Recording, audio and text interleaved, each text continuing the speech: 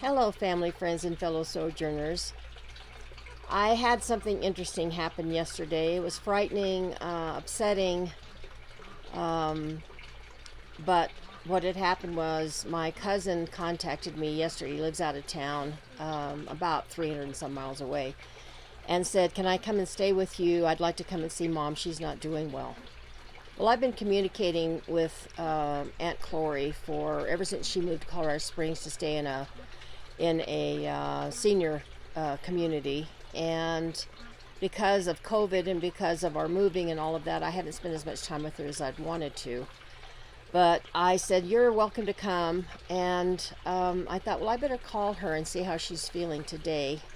And she didn't sound quite right, and I said, "Well, what's going on?" She told me. She said she'd had an issue that the doctor hadn't been able to prescribe the right prescription yet. And but I asked her if I'd awakened her, and she said no, and that she sounds pretty groggy. But I didn't talk to her that long because I had lots to do yesterday. And so about an hour and 18 minutes later, I get a text from the cousin that's supposed to come and see us, and said, "Mom's having chest pain.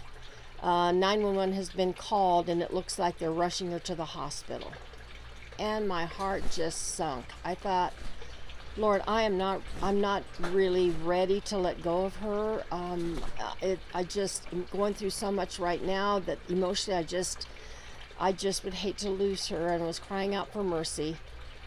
And we stayed at our land for about an extra hour trying to get things kind of cleaned up and ready for us to go back to town.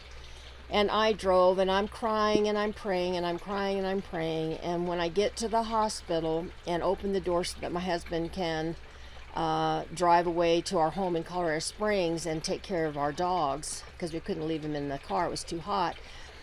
And he said, "Well, call me and let me know how she's doing, and if you want me to come to the hospital."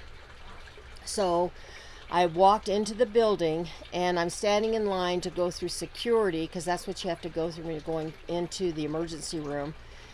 And while I'm standing there, just within 35 to 40 seconds later, I get a phone call from my husband. And I thought, oh no, maybe they've let him know something's happened. But I went ahead and answered the phone. And he said, "I just want you to know that as soon as you turned your back and walked away, and before you got through the doors, I saw your butterfly Ruth. She flew just right over the car." And the second he said that, I felt a complete peace and thought, she's going to be fine. Nothing.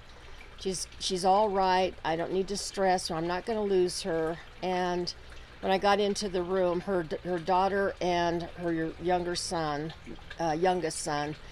had already arrived at the hospital. And my aunt said, "What are you doing here?" And I said, "Well, I wanted to come in and tell you I loved you, and give you a hug and a kiss, and to let you know I'm praying for you." And I said, "And also, Aunt Chloe, I saw a sign from God. You're going to be just fine." And so she thanked me, and my cousin got up and left the room, because there's only two people allowed in the emergency room at a time. And he got up and left, and I sat down and talked with her daughter.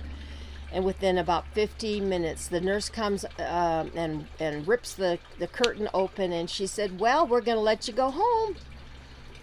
Not we're going to keep you in overnight for observation, but we're going to let you go home."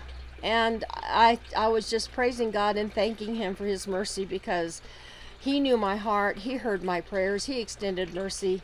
And it looks like I'm going to have my Aunt Chloe for a little while longer. So anyway, it's a praise report. Another example of how God used Ruth to bring peace into my life and to answer a prayer. So anyway, I hope you have a blessed day. And I hope that you find your own signs and wonders that God wants you to use to bring peace into your life. God bless you, my friends. Take care. Bye-bye.